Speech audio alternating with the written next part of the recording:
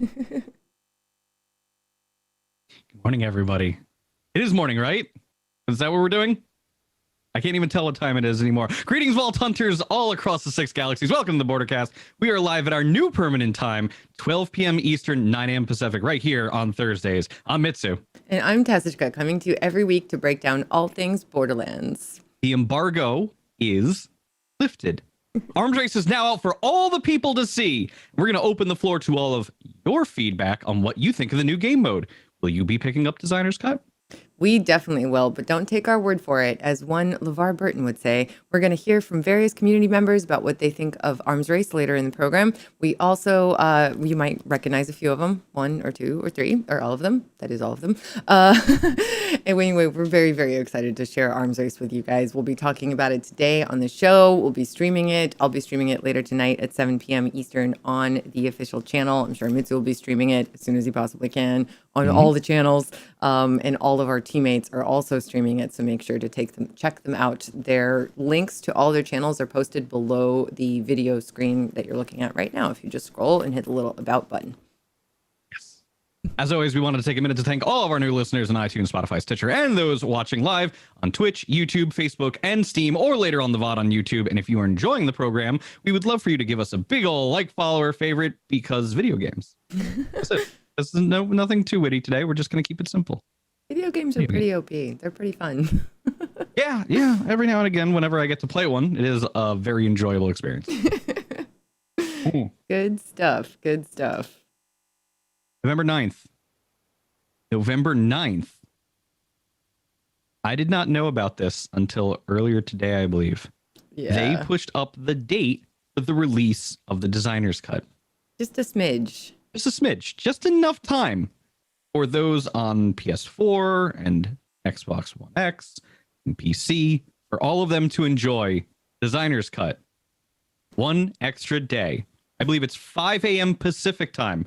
So by the time most of you wake up, you'll be able to actually play Arms Race on November 9th. Oh, wait. So I thought it was like a midnight launch. It's actually 5 a.m. Pacific time, which is 8 a.m. Eastern. Is that right? Yes, I want to make sure I have that correct. Wow. Because the time stuck out in my mind as something very unique when I read about it. I went, oh, that's an interesting time for them to launch that. Usually it's a noon Eastern launch or some such during the day.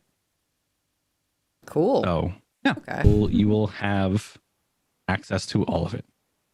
On the downside, though, Bloody Harvest is over. Wah, wah. That was today. Yeah. Right? Yeah, Yeah. that was today. That was today. So that was actually like right now. So if you were farming, I'm sorry, you have to be done. But hopefully you got your builds going. There's a bunch of creators that put out builds on the team and off the team on their YouTubes and their Discords. So definitely make sure to check out the Borderlands directory on Twitch and on YouTube and grab everybody's builds if you didn't grab them for yourselves, because they're really fun to try out and play. So that's what I do, and it's a good time. Definitely. Hopefully you farmed and you got what you wanted, though, if you were farming. Vindicator ghast calls. Yes. Oh my God. Everybody wants. Yeah. Well, Tweety and I were doing a One Life yesterday, like we normally do on the channel, and we both got gas calls like while we were doing the One Life, and it totally carried us all the way through. It was great. They were only Really level does change 13. the nature but of everything about how you play once you get one. yeah, absolutely. So there's that. This one came as a bit of a surprise to me. I only found out about it a few days ago. Commander Lilith and the Fight for Sanctuary, the 5th and final DLC for Borderlands 2, is now free for a limited time for those of you who own Borderlands 2 on Switch. Very cool. Very cool. Just like they did when it first came out, and just like they did about a month ago for Epic Store. Remember that? Yeah. That's right. Very cool. Yeah. Very cool. It is. No. Side note, they've been very, very awesome about making sure that all the platforms that have the base game do eventually get the DLC. Like that's something that people on Epic were wondering about. That's something that people on Switch were wondering about. They're there. The DLCs are there for you. I wasn't sure. I've been planning on, and I'm still planning on it. I just haven't. I ran into a few technical difficulties. But I'm still planning on eventually playing Borderlands 2 VR on the main channel. And I was wondering if the DLCs were there, and they are. So that same DLC, Commander Lilith, I believe, is also available in VR. I think all 5 of them are, which is really cool. So once I finally get it working, we're going to play it. It's going to be fun. Just as an aside for the people, what VR headset do you use?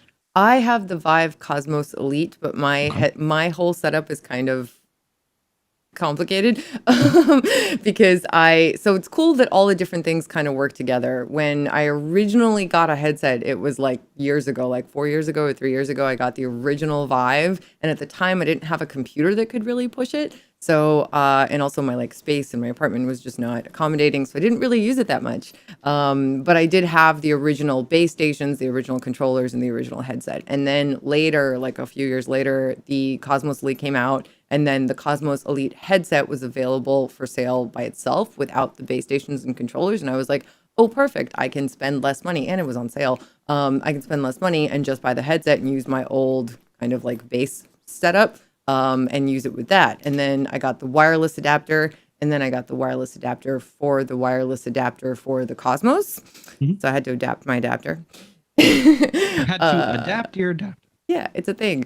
And then I got the Gear VR mod, which makes your kind of like sweet spot where you can see more comfortably and clearly a little bit better for my headset. And then I got the index controllers, so I don't have to hold them because I have a gimpy hand, and this makes it really easy for me to play things. Really? So you can use the index controllers with the HTC Vive. Yes, which is That's so good to know. awesome. Yeah, because they're all in the same kind of Steam VR, Open VR, Open XR all the R's family. So yeah, it's really great. I'm really excited. So eventually, when also Borderlands 2 VR does support the index controllers, although I'm still kind of working on getting them happy with it. But in theory, it's supposed to work. So I'm gonna get it to work, and then I'll stream it. It'll be fun. It's very exciting. Yeah. I was looking at the reason I asked is I was just wondering which one you use because I'm always looking right down to see what Valve has put out in terms of VR headsets. If I want to jump right into playing Borderlands 2 VR, for example. I would say so. Like the way I went about, because it was like a 4-year kind of trajectory of buying various things on sale and just kind of like, oh, this is on sale, let me pick it up. And then once I had it, I was like, oh, and I need this. Oh, and I need that. So like, I wouldn't necessarily do what I did. If you're buying right now and you don't care about wireless, which I super recommend getting some kind of ceiling mount if you're going to not care about wireless, because you really kind of want something to lift that wire away from you so you can like turn around. The index is definitely sort of the best that's there right now. There may be new things coming in the next like 6 months. I don't know. Refresh rate's on it's 120, right? Yeah, which is really that's nice. Super smooth. And the field of view is better, which is really, really nice. Yeah. Like I'm super happy with my setup, especially with the Gear VR mod. It changes the lenses to be much nicer, and it's definitely a really, really good experience. But like if I was buying from nothing, I don't know if I would go the route that I did. Having wireless is kind of a game changer. There is, of course, the Quest 2 out there now, and you can use the link cable, and this is totally unrelated to Borderlands, but we're just gonna cover it real quick. Well, I mean, it does pertain to Borderlands because if you can play Borderlands on VR, and that's an experience that I personally would want and you would want, it's important for people to know where they can get the best experiences on a virtual headset or Borderlands. So if you're recommending your setup or you're recommending the index as somebody with firsthand experience and technical knowledge of it, this is important. This is really important. Yeah, I don't think I have enough experience in VR stuff to really put a recommendation. I can just kind of tell you my own experiences and what I've gathered from doing my own research. And so like the Quest 2 is a really good device if you're comfortable with Facebook. I'm just going to leave it at that. Basically owning your soul. So if you're comfortable with that, it's all good. It is really simple and you can play without having it connected to your computer. It does come with a link cable, which has its own issues. It's like not 100% smooth of an experience with a link cable. So you can also do virtual desktop, which I have not tried to set up and is supposed to be kind of complicated, but works really well. But then you get into the complicated realm of things. And so you might be better off just, getting an index, or index might come out with something new in the near future. So it's just kind of like, it depends on your budget, really. I think that's really the issue. Like if I don't know if I would have bought a headset right now if I hadn't already had some of the things. I probably would have either waited or I don't know, I would have had a big decision to make because the index is like 3 times the price or something, and also a 2-month waiting period. But it is really nice, and it is a more open platform, which is nice also. And what sort of hardware do you use specifically? Because I imagine it probably looks and plays better on AMD since that's the official Borderlands partner. Yeah, well, so like Borderlands 2, I don't think was coded for AMD originally. That's however. My game PC does run currently on an AMD 3800X Zen processor, and it definitely handles it much better. VR tends to be a little bit more CPU intensive, especially if you're streaming VR in any way, shape, or form. Like if you're using any kind of smoothing software. I'm not streaming and gaming on the same computer, but my streaming computer also has an AMD 3800X processor because they're awesome and super powerful, and also the Radeon 7 GPU, and it just like it handles it really well. I have not had any kind of graphics issues or slowdowns or anything like that. I think the only issues I ever had was when I installed a few extra mods into a game that wasn't even Borderlands, and that game, it was just too many mods at the same time, kind of slowing it down. So that was not even related to the processor or anything. So yeah, it's good. AMD, definitely the way I would go to save money and also get really incredible performance right now. Yes, I agree with that sentiment. wholeheartedly. So, I mean, like I said, that is very important information for people to know about if they're considering making that kind of purchase. And with the holidays right around the corner, I don't know. I would certainly love to see an index sitting under my Christmas tree. Yeah. If you are in the market for a processor or a GPU, I would just wait a tiny little bit. Actually, right now with processors, they've launched. AMD has launched their new series of processors, the 5000 series. They are insane. They are blazing fast. Like when I tell you that my 3800X blows everything out of the water game wise and stream wise, like I'm running Zoom and OBS and like 50 other I accidentally left Photoshop open and Premiere and Spotify and Streamlabs and Ada64 and like 400 or 500 tabs of Chrome plus Microsoft Edge because I have to use both plus 100 other things and not a problem. Everything's fine. So AMD is amazing. It really, really is. So the new processors, I can't even imagine how much better it'll be. I'm super excited because I'm hoping to get one. We'll see, maybe, I don't know, but hopefully. And then the new AMD GPU, which I've only really heard a little bit of rumors here and there and a little bit of information here and there. I don't have any details for you, but it's rumored to be at least on par with the 3000 series of NVIDIA, if not better. And it's definitely going to be a little bit cheaper. So I'm just gonna put that test seal of approval on that because holy butts, that's gonna be amazing if it actually competes with the 3000 series NVIDIA cards. Thank you, AMD. This is what we've been waiting for. So it's gonna be cool. It's exciting. And that's the nice thing about it is for us, we both use Radeon processors. It's for Borderlands 3, for example. That's why they have Reality FX scaling. That and also the fidelity, like something sharping. Yeah, I forget what it's called. I'm sorry. Yeah, that's what I'm thinking of. Yeah. Because Borderlands 3 was coded on it, like it was developed on machines using AMD GPUs and CPUs, so it does run more smoothly on those. I crashed way less on that machine than I did my old machine. It had NVIDIA, and it's just nice. It's just really nice. It handles really well. It handles all other games that I throw at it. It's a good experience. So, and that's with the current generation, not the new generation that's coming out right now. So I'm really excited for what the new generation has to offer. That'll be cool. What other toys they'll manage to throw in there that will take advantage of that'll be like, ooh, that makes everything look real nice. Yeah. As always, crossplay, vertical split screen, 4-player co-op next week. I'm very excited, as well as having all of those wonderful features and multiplayer options, a massive staple of the Borderlands franchise coming to PlayStation 5 and the Xbox Series X and S. And of course, Mayhem 11 will launch next week. I can't wait to see what everybody thinks of it, because I know how much people have been clamoring for this, and I finally want to see what happens when it gets out in the wild. If it goes far enough, or if people are still going to be like, meh. Yeah, I imagine a few people might still be mad, but when people found out that Mayhem 11 was happening, I remember watching Twitter, and when we got to talk about it here and on the Borderlands show, everybody was like, whoa, you mean I don't have to deal with the modifiers anymore? Yeah. I don't even care if I'm getting XP loot half. I just want to play the game.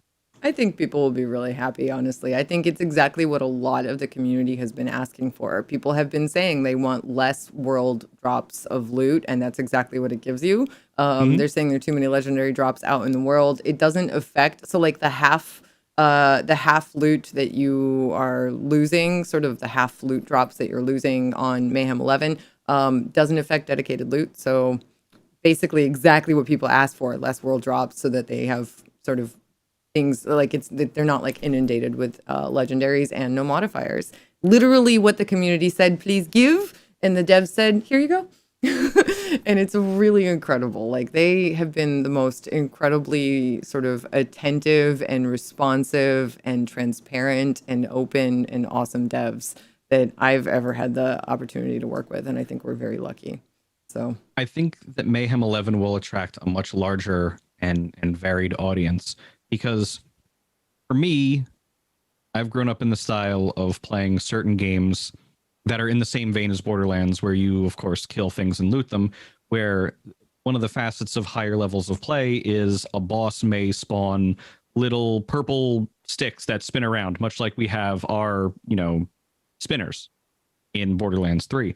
And for some people, that is a turnoff, especially when it comes to first-person shooters, because they're not used to those kinds of mechanics being in a first-person shooter environment. Yeah. So it's more difficult to have somebody maybe come over from like a Call of Duty game to come play Borderlands, and they're going, wait, why are these things spawning on the ground and I'm taking all this damage? Or why are these lava pools opening up under my feet? So not everybody understands that concept. And then, of course, you and I and lots of Borderlands and looter shooter old staples, those are the kinds of people who are going to be like, I really like this. And so now you can attract those people in at the highest levels of play and say, come play.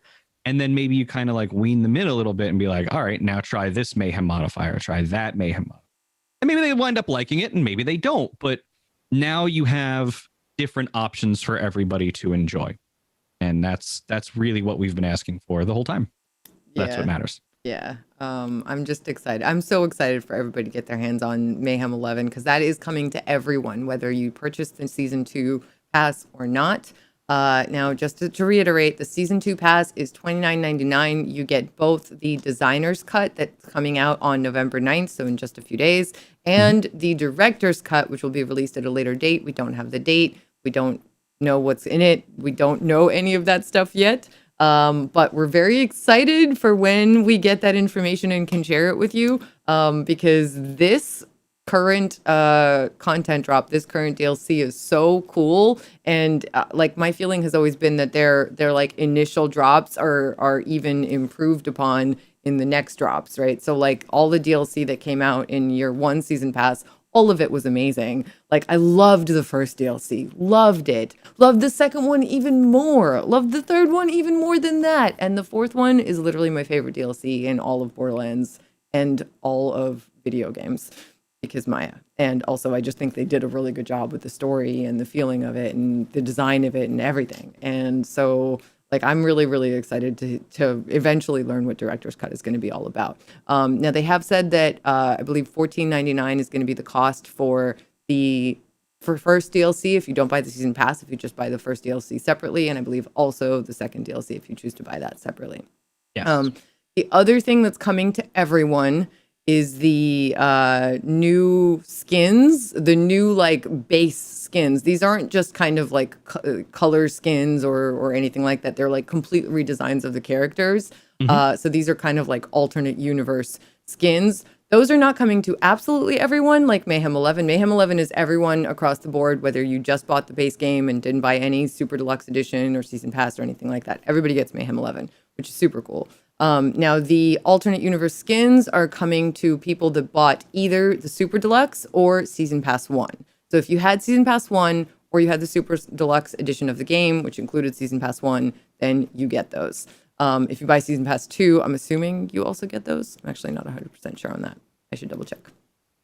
What was it? If you have the first season, then you get it? Yeah. Yeah. Yes. So if you have it as of right now, you will get those skins all for free. Yeah. I believe I shouldn't even say skins. They are complete redesigns. Yeah. It's so difficult to get out of that mindset because it's not just a reskin. It's a whole new model for each of these characters. Yep. And there'll be skins for those models, I'm assuming, in the future. Yes. Like, you'll be able to color them. You'll also be able to, like, split them in half. So, like, let's say you want to use the new Amara model, right? The Tiger of Partali. You can change the head if you don't like the head, for example, which I think it actually looks pretty badass. But some people are like, well, I want to use the body piece, but I want to use, like, my Kitsune head that I really liked that I got from DLC 3. You can do that. And it's great. And it's awesome. You'd like to. So, yeah. So you're right. You actually, about those skins, every single skin, the color variants and everything like that are currently in the game, you will have access to those as well for those new models from day one. So if you really like the American flag one, for example, that's the example that comes to mind right now. If you like that one, then you can take the new model and make it an American flag variant, which is probably going to look ridiculous on Soviet Moes, but what are you going to do? Yeah. But you have that option. Yeah. So which is really cool. We don't know what will be in director's cut yet, so we can't tell you because we don't know. But once we do know and can tell you, we'll definitely be super, super, super happy to share it with you guys as soon as we possibly can. Right now, we're just talking about designer's cut, which comes out in just a few days on November 9th, which is so cool. You can see what is in the designer's cut today, right now. As soon as we are done streaming, you guys will be able to check out streamers on the team. Will definitely host one of them. I'll be streaming on the main channel later today at 7 p.m. Eastern, playing Arms Race, using the new skill trees and the builds that use them, that don't use the new items. So we're not going to be using the new items that drop in Arms Race because we don't want you to get spoiled by that.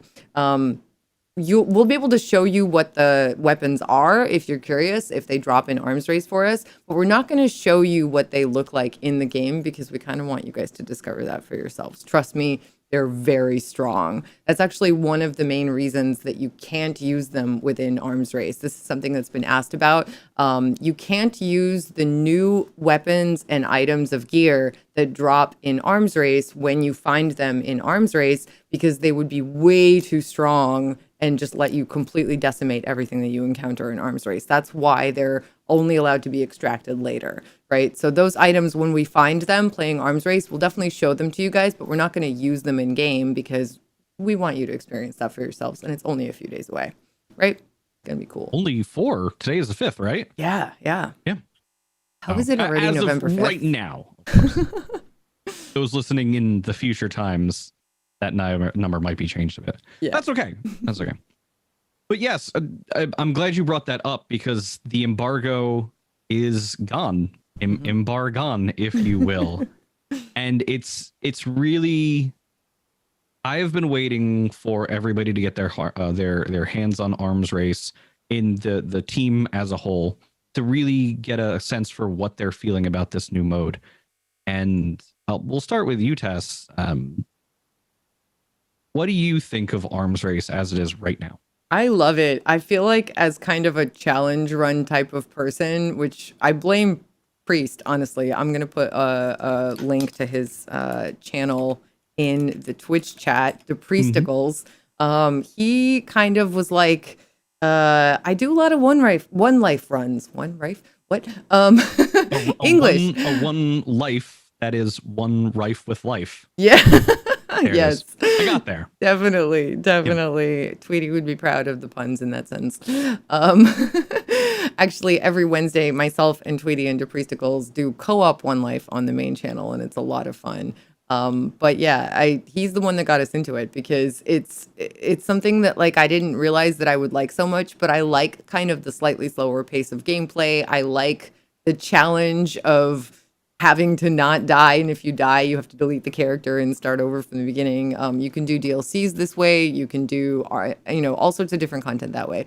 I think it super prepares you if you've ever done a One Life for Arms Race, because Arms Race or something like an Allegiance run or like Mystique Siren, which you'll see in a moment, she'll bring this up, but she does something called a garbage run, which is basically only using items she finds in the trash in Borderlands. She can't use anything out of a chest, like a red chest. She can't use anything that's given to her by a quest reward. She can only use trash piles and little trash cans and toilets. Toilets are allowed, I believe.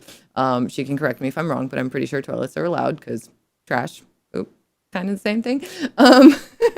And so it makes it very difficult to get through the game that way, but it's also a really cool challenge because you're kind of forced to use guns that you maybe normally wouldn't. You don't get that, like, I'm super OP, I can kill everything. So you have to kind of play it a little bit more slowly, a little bit more strategically, a little bit more carefully. It makes for an interesting challenge, definitely, and I think interesting experience for viewers. And Arms Race is definitely that, especially if you play it solo. If you play it solo, which I'm definitely going to do a bunch of, it's going to be really tough. I've finished it solo a few times already. It's definitely doable, but it's hard, and it's good that it's hard. It's a really, really cool, different experience every single time. You're super dependent on the loot that you find.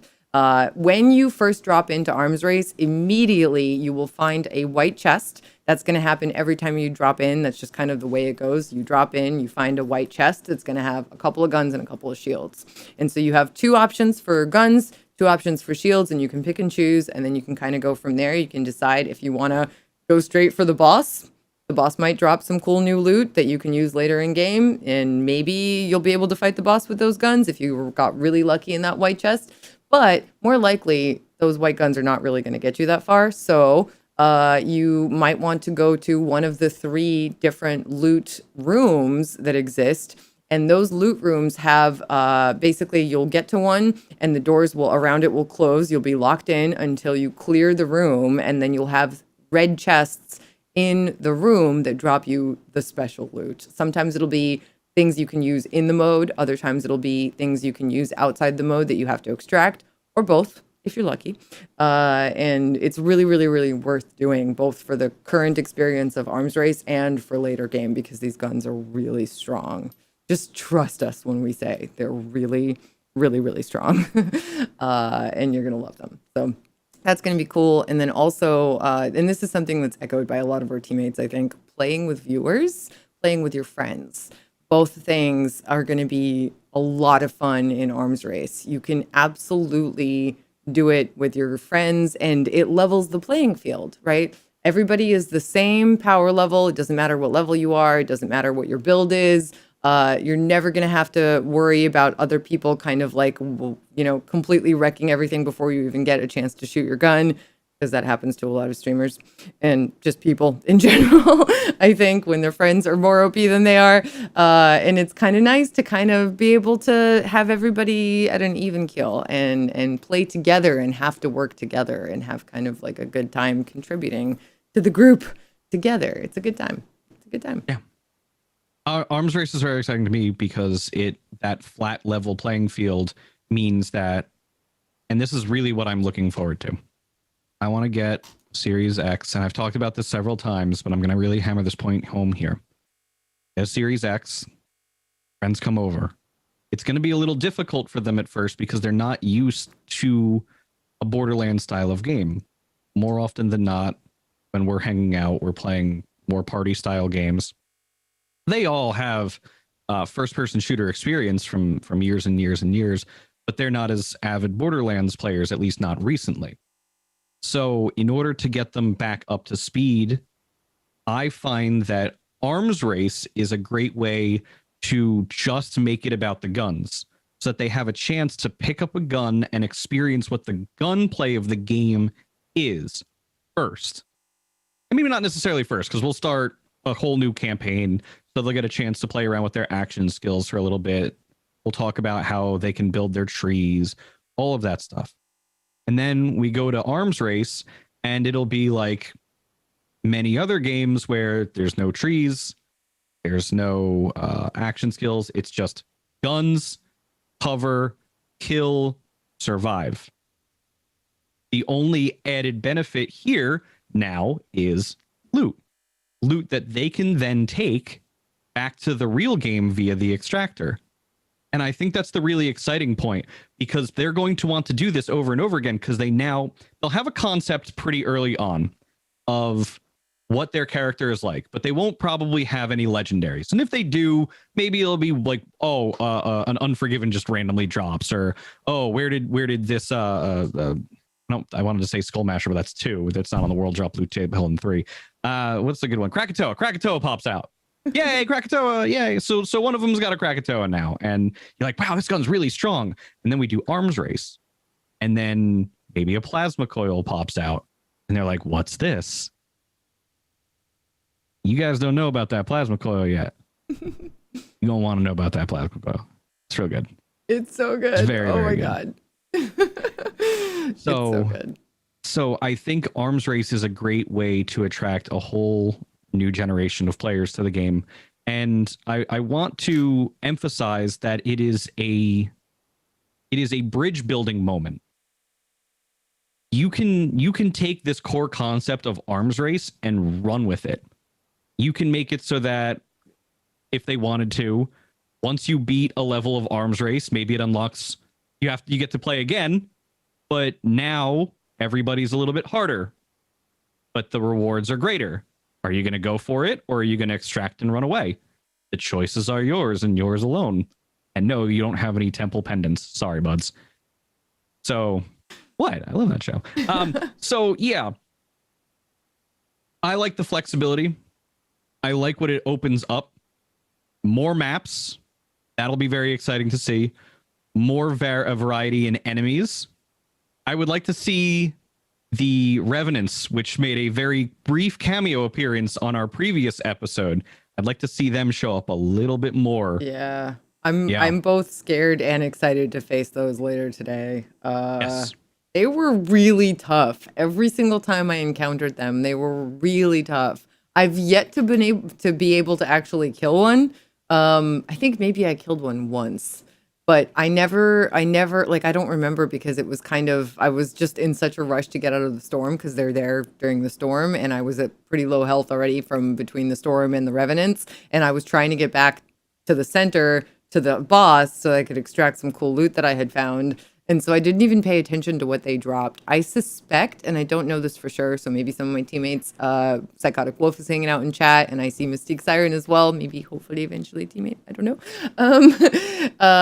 Maybe people know whether or not those Revenants drop at, like, extra special loot. I don't know. I feel like they must because they have so much health, and they're definitely really, really, really, really tough. You encounter them at the edges of the storm more often than not.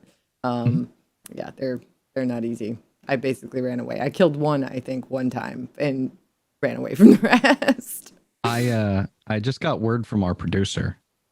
They just right in my ear. I have special dispensation to make an announcement here on the show, so I'm very excited. Hold on, I'm gonna adjust myself in my chair real quick. Everybody, gird your loins. I promise this is actually an announcement. Everybody knows the Echo Cast. Everybody knows all about it. It's a wonderful service that everybody gets to enjoy. You get to make your favorite streamers have to deal with supercharged badass enemies. You have your red chests. You have your moxtails. Now everybody's asking, Mitsu, where are you going with this? Well, at launch of Arms Race, there will be an addition to the Twitch extension where you will be able to receive, in the same vein as a red chest, extracted loot from your favorite streamers. So if your favorite streamer opts to extract, for example, a Cutsman, and you want it, it's just like a red chest event. You will have an option to opt in and perhaps win that loot. Nice. Oh my God. Yeah, we've been excited about this since we heard about it, and we weren't 100% sure that it was going to be a thing at launch or how it was going to work, but now we can share it with you, and that's so cool. It's really, really, really, really exciting. Like, that's going to be insane. I plan to run a bazillion arms races because they're basically like one lives, but in this mode that gets you extra loot and extra stuff for viewers, and it's going to be so much fun. I'm so excited. And this definitely just makes it even more of a good interactive experience, I think, for everyone involved, which will be really cool. So spread the word far and wide that there will be a new feature coming to the extension, and it's a very, very exciting one. Because now, if you're watching somebody and they're streaming and maybe they get a gun that you're really interested in and they weren't otherwise thinking about extracting it, don't bully the streamer, but maybe push them a little bit harder in the direction and be like, hey, can you run to the extractor real quick? I want to have a chance to win that. That looks really good. Because that makes you feel good. Sorry, it's important to note that you can extract before you fight the boss. So before you die, before you fight the boss and take that risk, you can extract at every single extractor. You can extract up to 3 things. Right. When you beat the final boss, you get to an extractor that lets you extract 5 things, which is really nice. But there are multiple locations and I believe the locations change every time, where you can extract up to 3 things while you're doing your playthrough. So if somebody goes to a loot room, for example, and successfully completes the loot room. God, I can't talk today. Complex loot room. Yeah. Oh God, that'd be cool. There are red chests in the room once you complete it, and you can open those up, and those will not work as regular red chests, but you can extract that for your viewers if you're a streamer, and you guys as viewers can be like, please streamer, and we'll do it. We'll totally do it as much as we can, because otherwise, like, that's the whole point for us of streaming, is to like do things for you guys and enjoy the experience together, right? So that's a really, really cool interactive feature that they're putting in. I'm very, very happy that this is going in. Can I confirm, Psychotic Wolf asking if every act of extraction will trigger said event? The way I understand it is whatever you are extracting will trigger the event. Yeah. You can, of course, double check if you'd like to send a tweet maybe to Noel, our wonderful community manager over on the Gearbox side, just for confirmation. That would be wonderful. But the way it was explained to me, it will... whatever you extract will be done that way. I don't know if there's a cooldown. I was not led to believe that there will be one. I can't imagine there's a cooldown. I mean, I don't know for sure, but I'd be very surprised if there was a cooldown, because you can't just first of all, I believe, and somebody correct me if I'm wrong, but I'm pretty sure that the locations of the extractors change, and there's only a few of them on the map, right? So like if you run around the map in the beginning, and you find an extraction point, and then you don't have anything yet to extract, and then let's say you go to a loot room and you find some cool stuff, and you have like 6 items you want to extract, and you run back to that extraction and you extract, you need to find another one. Even if you know where the other one is, you have to run to it. It's not going to be like right across kind of the proverbial street, right? You're going to have to go find it, possibly encounter some enemies on the way, very likely encounter some enemies on the way. Possibly it'll be in the storm by that point. So I think the really sort of good balance that they have in the mode itself takes this into account. So you won't really be able to just like extract. You can't just mow your way through this mode. That no matter what drops for you, even if you get the most incredible incendiary TDR ever in the existence of incendiary TDRs, which are very powerful, you won't be able to just mow your way through this mode. That's one of the reasons that action skills are not not available, and skill points are not available. This is a question that's come up a lot, I think, on Reddit, and Noelle has told us in various places. Huge thank you to her for letting us know that. We do pay attention too, but she's kind of got the greatest ear to the ground. No skill points and no action skills, because it would just be you would be too powerful with an action skill. You would use and rely on the action skill as opposed to the guns, right? The guns and the randomness of the guns, and the fact that there are a billion guns in this game. That's something they really wanted to focus on. They really wanted to give us the opportunity to focus on. So not having an action skill means that you can't just rely on that action skill, and every single playthrough is going to be different because it depends on the guns. 1 or 50 of a billion guns is still different every single time. You know, you're probably not going to get 50 guns, but maybe, I don't know. But it depends on how long you're in the mode, right? And the other thing is, so adding skill points over time would definitely break up the flow of the gameplay experience of this mode. And so personally, having played Battleborn, which I loved, it was a wonderful game. That was the part that I personally hated, was having to stop in the middle of combat, go up your skill tree, and be distracted and potentially die while you're doing that. And it just like interrupted the running and gunning, you know, which is like my favorite part. And I think a lot of people kind of feel that way. And I wish that you could have done it in some sort of, like if you had a route to take that you were used to taking up a tree in Battleborn, if you could have just selected that route ahead of time, and then every time you got a point, it could have just automatically happened because you pre-selected it. Like that would be cool, maybe. Mm-hmm. And that was something I kind of hoped they would do for Battleborn, but obviously it never got the chance. So I like the way that this doesn't require you to level up all the time, because it does break up gameplay, you know. So I think it's a good system. Yeah, I don't know where I was going with that. No, I was going to say, you bring up a good point about Battleborn versus Borderlands and the way that skill trees and point distribution is. It is very difficult as a UI designer to find a way to create a seamless skill tree UI integration while you are also doing other actions. And what I mean by that is, let's say, we'll use Battleborn in this example. I played a lot of Kelvin. Kelvin is somebody who goes in, who would chomp enemies, who would punch people around, who used lightning fast attacks every now and again to zip around the battlefield. So much fun. Loved playing Kelvin.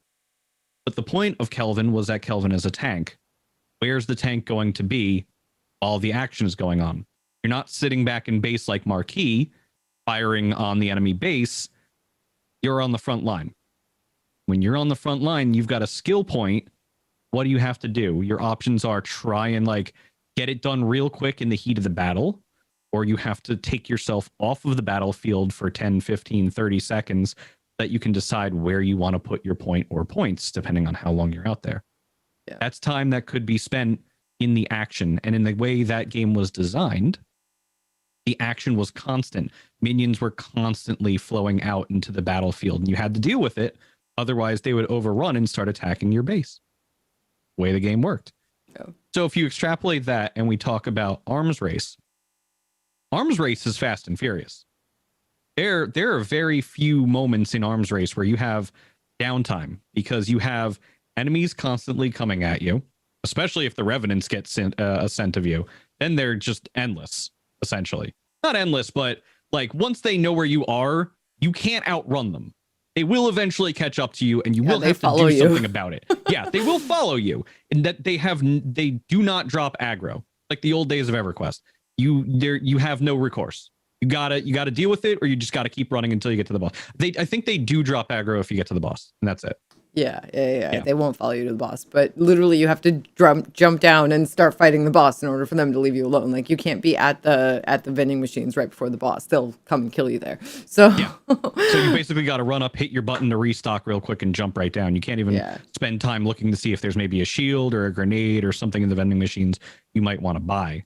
Make your life a little bit easier when you're going down. Expect to have to clear those enemies or run for your life the entire time. It's really cool. Like honestly, I feel like they've put in some of the best parts of Battleborn that I personally loved so much, and a whole bunch more. And like with the beautiful Borderlands twist, and it's a really cool map. The whole entire place is beautiful. Like it's all that like kind of snowy Pandoran awesome zone, and I just love it. So the point of that was to illustrate why skill trees, for example, might not be the best idea to bring in this. There's a big break in the action. You've got to think a little bit harder about what's going on, and because there's constant pressure between enemies and the murder cane, you don't have time. There's no time to explain why you don't have time to explain. So you just got to get out there and play it and do the thing. That's really to circle around. That's why they decided to make this design decision. And I agree with it. I like it. And maybe it'll be reversed in the future. I don't think for necessarily Arms Race, but if they take this idea and try to expand on it in other ways, maybe that's one way they do it. But for now, the way it is right now, and I do like the way that it is right now, there's really no need or impetus to change. That's fine. Yeah. But don't take our word for it. Would you guys like to hear from some of our teammates, maybe soon to be teammates, cool people in the community? I would. Yeah. Let's do it. Hey guys, Arms Race is around the corner. I think that's probably the most exciting thing that I'm waiting for when it comes to this brand new DLC. Not only because it's a new game mode, but because I can experience this game mode with every one of you in the Wolfpack and of course all of our friends. This promotes communication, teamwork, and of course, killing people, and then getting loot for it. What else do you want? So guys, I'm looking forward to hanging out with every one of you when it comes to Arms Race on November 10th. So guys, let's get killing. So Arms Race is almost here. I am so very excited. Strictly gun skill, starting with absolutely nothing. I recently did a garbage only run, and I feel like that's prepared me for this. You got to be strategic with your revives. Big takeaway. Got to be strategic with whether or not you want to venture off and go get stuck in a murder cane, or possibly get good loot. But stay safe. Go for the boss. maybe get group loot. I'm an adventurer personally, so I'm gonna go off and explore. Probably get stuck in a murder cane, but I ain't scared. Come at me, bro. Lastly, this is gonna be an amazing thing for the community. I cannot wait to play with viewers. When you're playing with viewers before, maybe someone was doing all the damage with their action skill, perks, or whatever, and that doesn't matter anymore. It's all about the guns, all about the gun skill and the gun damage, and that's what I'm probably most excited for in the new mode. Hey guys, Triple G here, and my hot take on Arms Race is that it is a ton of fun. I love the unique gameplay style that is in this mode. I think it is both challenging and rewarding at the same time, and it can suit both the solo and the co-op player. I'm excited to see how you guys actually play it and whether there are some unique strategies that we might not have come up with yet. And I'm also excited to see whether this mode returns in the future with better or bigger variations going forward. Thanks were good. to all our friends. Yeah, that was really, really cool to hear from everybody, actually, or at least some of our teammates that have had access or have seen others play. Mystique Siren, I don't think has actually gotten to play yet, but she's definitely seen others play. I'm excited for you to actually get your hands on it and play with your viewers. I'm excited to play with the viewers. It's going to be so much fun. BZK as well, hanging out in the chat. Hello and welcome, and Snacky Turtle, all these cool creators chilling. I'm glad you guys are excited. We're excited too. Yes, indeed. I'm so excited for Arms Race, and I was genuinely a little concerned when we first revealed it last week that people weren't going to get the concept of it, or they weren't going to have an appreciation for it. One of the nice things I've seen is that the overwhelming majority of everybody's opinion, I would say 90% of people have had positive comments. They're excited for this game mode, even though they haven't played it yet. Take Mystique Siren, for example, hasn't played it yet, but has watched it and said, this looks like a really cool thing that I want to try. And that is a big deal. So it speaks volumes as to the mode. And that's why I am very interested in taking a look at what the chats are saying right now, for I have both the YouTube and the Twitch chat open right now. And that's not to say that I wouldn't have all the other ones open, but I only have so much real estate today. And I'm just wondering what your opinions on everything are. Yes, Max, the rumors are true. Arms Race will be, it's not a rumor, it is confirmed, is a fact. Arms Race will be coming out at, I believe, 5 a.m. Pacific time, November 9th. So 4 days away. Just 4. Nice. Are there objectives, or is it just DPSing? So the objective, ultimately, there's one major objective, which is kill the boss, right? But you can set your own objectives in a way, because there are points of interest all around the map.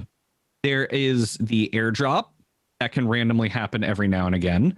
There are at least 3 specialized loot rooms where you'll have to compete against a gauntlet of enemies. And once you kill all of them, they will reward you with, I think, somewhere between, I think, 2 red chests on average for each of those rooms. I'm trying to remember based on our play. I believe there was at least 2 red chests. I think so. The room where you drop down the hole, I think only has 1. And then one of the other rooms has 2. And I think one of the other rooms might have 2 or 3. I'm not sure on that 3rd room, actually. I don't remember. Right. Good question. So, yeah, and there are 3 of those. So you have the options to run around the map and take a look at all of those different areas. The map is gigantic. It is not feasible because you'll only have base move speed. So sorry, Zane and Amara players, you can't just zoom around. It is not feasible for you to cover the entire map in one game. So if you want to see everything and do everything, it's a mode you'll have to play repeatedly in order to cover, or uncover, I should say, all areas of the map. And I think that is great for replayability. Yeah. Is the boss random every time? No. The boss is the same. Yeah. Yes. And that's something that we did bring up. It's a very valid point that the boss should be a rotating cast of characters. Yeah. And again, this is the proof of concept. Here it is. This is a new mode. We want to see what the community thinks. We'll continue to make adjustments on it. And that is one big piece of feedback that I personally believe very strongly in. I would like to see part of the replayability of Borderlands is you have to adapt to situations. So if you know what the last boss is going in, you will, then you know, all right, I should be looking for this kind of gun. I should be looking for that kind of gun. I have this, I have that. All right, I'm ready to go fight the last boss. But if there are multiple bosses and you don't know which one you're going to get, now you have to look around the map and say, all right, this gun can be good for this boss and this boss, but it's going to be really bad against this boss. And so you have to make that this choice. Are you going to keep that gun now? Or are you going to say, all right, well, maybe I'll just hold out and see if I can get one that whatever boss it is. And so you have to make those really tough choices. And I like that a lot as something to look forward to down the line. Yeah, I super agree. Like I love the whole experience of Arms Race, but like a lot of it changes, right? There's so much random stuff that happens. Like one thing that always happens is you find that white chest, but what's in that white chest when you drop in is always different. So from the very beginning, your replayability, like it's different every time. There's a billion guns. It could be anything in there, right? So what you get from that, also where the revive stations are, where the extract stations are, which way the storm converges down onto the center area, all that stuff is completely random. The enemies that show up are completely random. The loot is completely random all over the game, all over the map of Arms Race. It's really cool. So those things are random. I also super feel like the boss should be maybe not random, but varied. And it would be really cool if maybe we had multiple bosses in different locations on the map. Like instead of it narrowing down to that one arena, maybe it narrows down to like somewhere on an edge closer to one of the other loot rooms. So you have more time to kind of go and do that, or just because there's a cool boss in that area. It would definitely be an interesting way to introduce new or returning bosses. I don't know. We'll see. These are definitely things, like Mitsu said, this is a proof of concept. It's a really fun mode, just as exactly as it is. And I plan to play the heck out of it. And I'm sure Mitsu does, and all of our teammates do, and all of the directory does as well. And hopefully a lot of you guys playing with us, right? But we hope that they continue to iterate on this in the future and continue to do more things. So we can definitely speculate about what we want to see, right?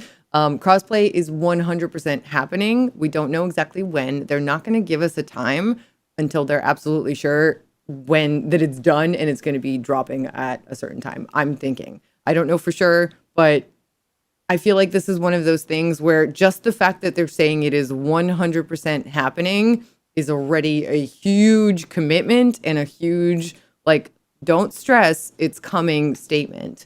But it's COVID times. The world is crazy. I won't get into it beyond that, but the world is a crazy place right now. Anything is possible and everything is happening, and them giving us a time and, like, heaven forbid they can't reach it. Like, that's just, it's too much stress to put on the devs, honestly. So I just feel like it's super fair for them not to give us a time, not to put that pressure on themselves, and not to potentially not be able to deliver, right? They're going to deliver it for sure. They're going to make it happen. They have said that. So just give them the time to do it, right? Yukima in the YouTube chat was asking right now, can you level up from 1 to 65 in this mode? And the answer is yes. You won't be able to level up from 1 because you won't be able to have access to it, because I don't believe you get access to it until you get to Sanctuary for the first time. So you'd be, I don't know, at minimum probably about level 10. But that still stands as a point where when you are in Arms Race, you will gain experience, so that when you get out of Arms Race, you will be able to put points into your tree. You will be able to put points into your Guardian rank as you level that up as well. So yes, you will be able to gain experience from being in here. And if you really wanted to, you could just level up in here. I specifically, you would want to do it. I don't imagine it is necessarily efficient, but it is what it is.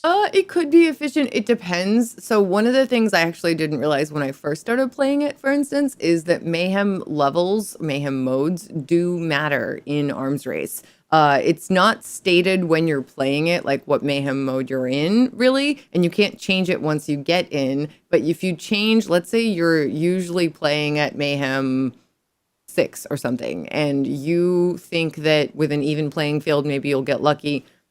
You'll get something really good out of that first white chest that you're guaranteed to get as soon as you drop in. Maybe you just feel like, rolling the dice. So you bump it up to Mayhem 11 or Mayhem 10, which is the same.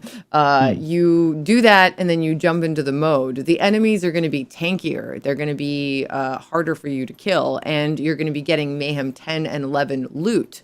Right, or Mayhem 10. So Mayhem 11 drops Mayhem 10 loot. There's no actual difference. The only difference is no modifiers. But whether you choose Mayhem 10 or Mayhem 11, there's no difference because there are no modifiers in this mode anyway. So 10 and 11 are effectively the same.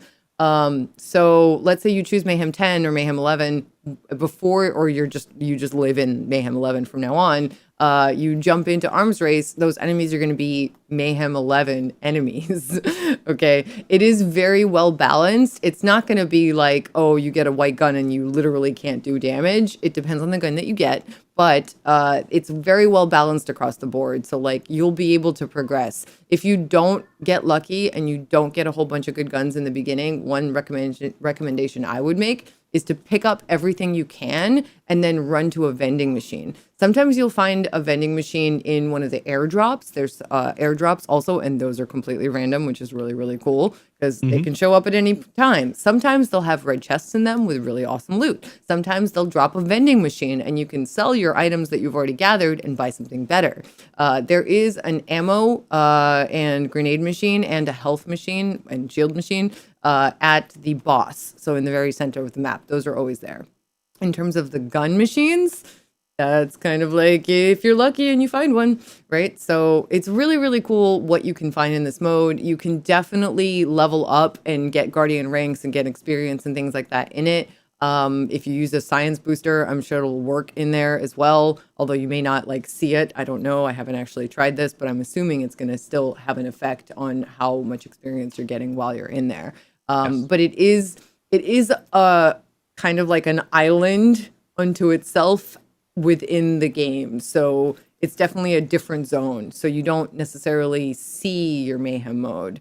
You don't get access to your mail. You don't get access to your mayhem mode like menu. You can't change those things. If you go into your item inventory, you can't see like your skill tree at all. It's just not there because it's made to be that way so that you can focus on the guns and have this kind of like sort of simplified but really cool experience. Right. So I was asking, will there be anointed militants? And the answer is no, but they appear in a different form. Revenants. Revenants are these. They look similar to anointed enemies, and they are rough like anointed enemies. And the only way they really appear is if you stay too close to the murder cane for way too long. And if you try to venture out in there, the revenants will come for you. And they are not easy. They are not. And if you want that challenge, go out into the murder cane. Make sure you don't get yourself killed. But eventually they will find you and they will kill you. We showcased them very briefly in our arms race video from last week's show, which if you haven't checked out, please go do so. It's on YouTube right now. It's wonderful. K6 and Jolts were on it, and they were amazing guests. And I can't wait to have them back for whatever reasons we can possibly concoct to drag them back on the show. I think they'd be down. It was definitely super, super fun to do. I also second checking out that video. It's available on Twitch or YouTube. And we're just super excited for all the things coming. We're running short on time and our teammates are streaming this mode and we want to let you guys watch it. So we're just going to cover some next gen FAQ facts because it's really important for you guys to know that. Some of you have been asking about Xbox Series X and S and PlayStation 5 and the deal with that, the Ultimate Edition, the Next Level Edition, Season Pass 2. So let's just do like a quick kind of bullet points edition.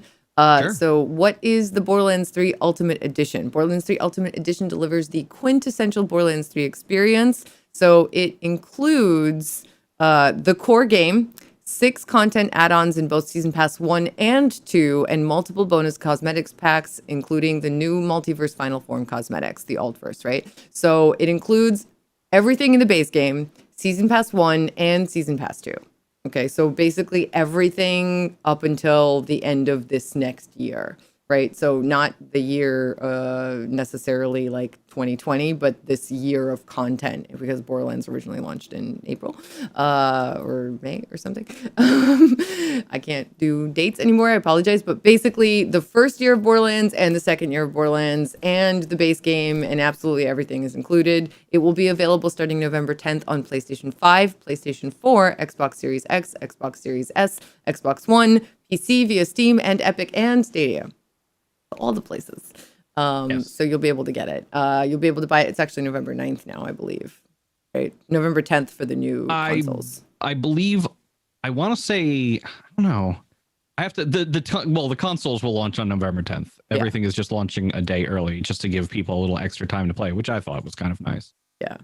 So, yeah. Yeah. So one thing that's also important to underscore is if you purchase, like, let's say you have a PS4 now and you're going to wait to buy a PS5 until Christmas or next year or whatever, at any time. If you purchase Borderlands 3, whatever edition you have, if you purchase it for the PS4 or the Xbox One, the older platforms, right, and then you eventually upgrade, you will be able to get Borderlands 3 and whatever version of it that you bought for free on the new platform.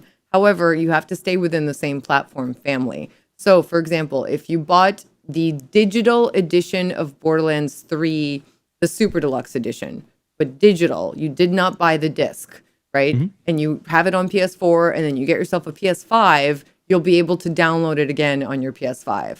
If you bought the disc version of the Borderlands 3, whichever edition, let's say you bought the collectible and you got the Super Deluxe on that disc, or you bought the base game and you got it on that disc. If you have a physical disc, you have to make sure that when you buy your PS5, you get the physical edition of the PS5 so it has a place for you to put that disc. Make sense, right? Because if you buy the digital edition of the PS5, there won't be a disc slot, right, to take your disc. So just keep that in mind. Xbox, I don't think has that issue because there's only one version that has there's multiple versions, but they all there's if you have a Series S, I don't believe you can do it, but a Series X, you'll be okay. Yeah. Thank you, Mitsu. So and then they also have the Next Level edition.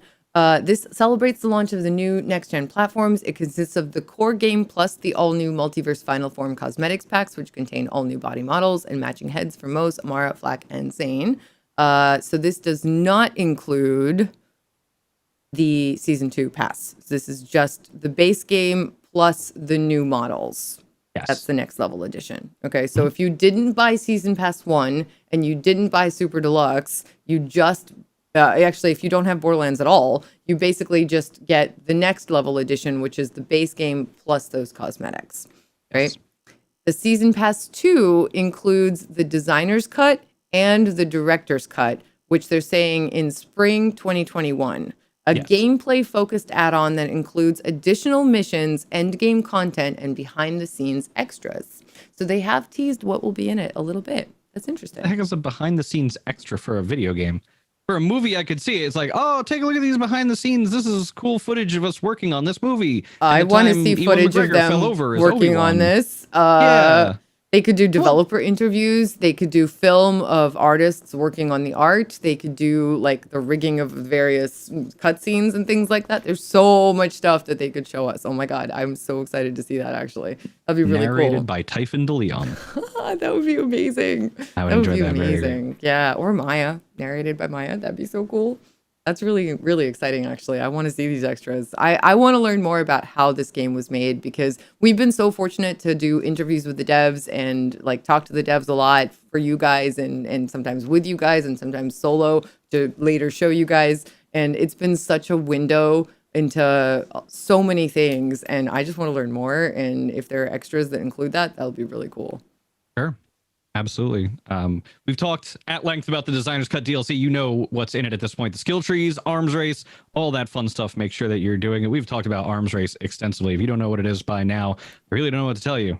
Just listen to the entire program again and then go check out last week's episode on YouTube. I promise you the full gameplay reveal that we had with Joltson K6 is very much worth your time. What are the new skill trees in the Designer's Cut? Well, as they like to say, bull a bloody path of destruction through your opposition with Amara's Enlighten 4 skill tree featuring Cryo, one of my favorite elements in the new effects category, and the Phase Flare Orb of Death, which most people were a little worried about, but it really does hold up to the title of Orb of Death. It does a lot of damage, and that damage can stack and ramp up rapidly to a point where it can one-shot, I've heard, sponge pants. What, I forget the name right now because I never go and fight him because I am bad and can't. Sponge Boss. Yes. And Sponge Boss, for those of you who don't know, has an actual bajillion D health. That is a real number. He's kind of a nightmare. I didn't realize how much of a nightmare he was because the first time I went to fight him, I took in Triple G's GT Shorty Mose, and she ripped him a new one without a problem. But everybody else I've taken to try to fight him has just been like, oh my god, why is this boss literally the spongiest boss ever in the world? But because he's meant to be.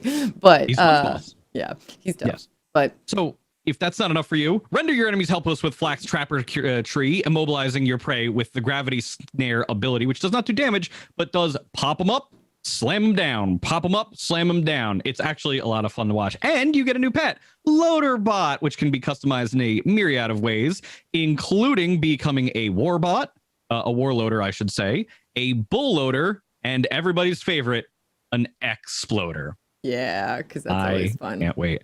You can be the proudest mech mommy in the world with Moses' Bear Mother Tree, where Iron Bear gets shrunk down into a little cute Iron Cub, which still runs at enemies and nukes them. Yes. Based on whatever other ability you choose, it will duplicate that and use on both arms. So if you want to do double railguns, double nukes, whatever you choose, that is the way it will go. Eliminate targets with lethal precision using Zane's The Professional skill tree, sniping enemies far away using the Mantis shoulder cannon and its multiple charges, somewhere between 3 and 5, depending on how you actually spec him. And it is worth putting points into. The shoulder mounted cannon, if you are a fan of action skill and anointments, is real good for you. Real good. Will Designer's Cut launch with a level cap increase or additional skill tree points? Nope, they are keeping to their word, as they said over the summer. No more level ups for the time being. So whatever you have right now, it will be good going into our new DLC. It was a point of contention. A lot of people said, why am I farming if I know in 3 months it's going to be an issue? So finally, Gearbox was like, you know what? You're right. No more level ups for now. For the foreseeable future. We're going to keep it at 65. And honestly, it's a great number to keep it at.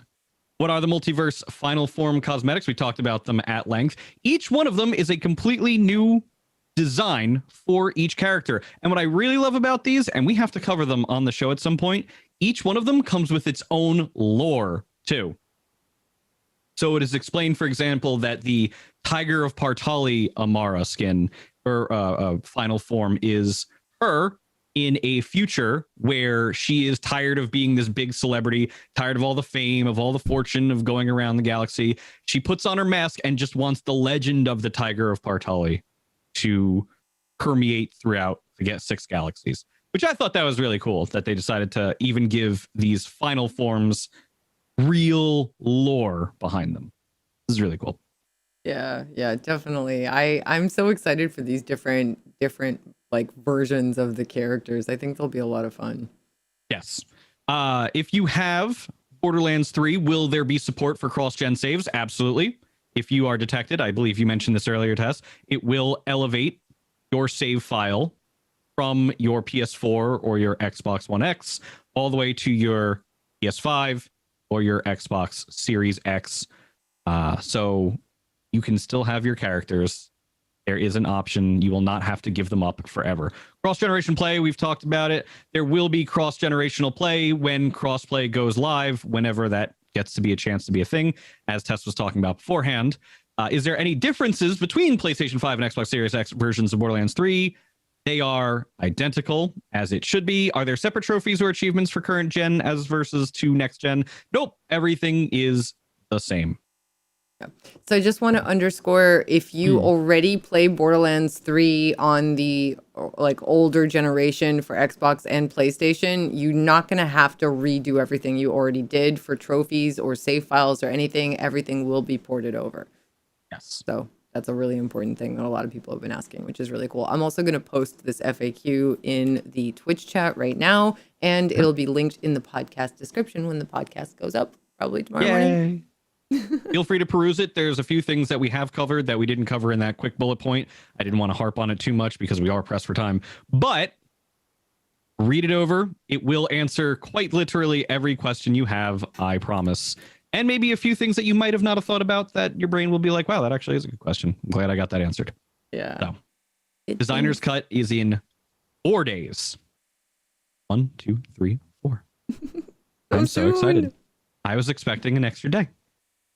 And in that extra day, PlayStation 5, Xbox Series X and S, which will feature enhanced versions of Borderlands 3 and Borderlands 3, as always, in general, in the best state I think we've ever seen it in. And it's only going to get better with time as people get to have their hands on the new skill trees. I can't wait to see all those new builds. I really can't. It's going to be great. So cool. Tess, where can they find you? Twitch.tv/Tessa, CHKA, or Tessichka. Also Tess Games on Twitter. Also right here on the official Borderlands channel in 6 hours, 5 hours and 45 minutes. I will be here streaming Arms Race and the new skill trees and all the things. It'll be a lot of fun. So stop by later. It'll be a good time. Mitsu, how about you? Twitter.com/Mitsu Show, MITSUSHOW, where I tweet about basically everything I possibly see, especially when it pertains to Borderlands. All this new information. People will be asking me questions. My DMs are open if people want to ask me questions about that or the team or whatever the case may be. I actually just took a question earlier yesterday about somebody who was asking about potential members of the team. So I'm still always listening, always watching, always observing. Please, by all means, do not hesitate to reach out with whatever you want to say. And if you have any feedback on the show or on me, or maybe you have some leads on some really nice scarves, please let me know, especially if you can find one of those Burberrys for like less than $400. This is expensive. So there's that. Yes. And of course, twitch.tv/Mitsu, MITSU. You want to watch me stream when I do. And I appreciate that immensely. All right. You guys, thank you so much for joining us. If you're enjoying the show as much as we love doing it, please make sure to subscribe if you're watching on YouTube, and like if you enjoy the show. It means the world. It really, really does. Get those notifications going on Spotify, SoundCloud, iTunes, TuneIn, Google Music, soon to be YouTube Music, and Stitcher. And join us live on Twitch next week at 12 p.m. Eastern, 9 a.m. Pacific on our new regular day, Thursdays. Hopefully no more schedule changes for a while. Our new old regular day. Yeah. Sometimes we may bounce around a little bit to Tuesdays, but usually will be Thursdays at 9 a.m. Pacific, 12 p.m. Eastern. And thank you. Oh, also, we will be rating one of our teammates after this, so stick around. Mitsu? Yes, for those of you on Twitch. For everybody else, and I guess everybody on Twitch as well, on behalf of Tess, myself, and the entire content creation team, thank you so much for joining us as you do every single week. Now go forth and make some mayhem.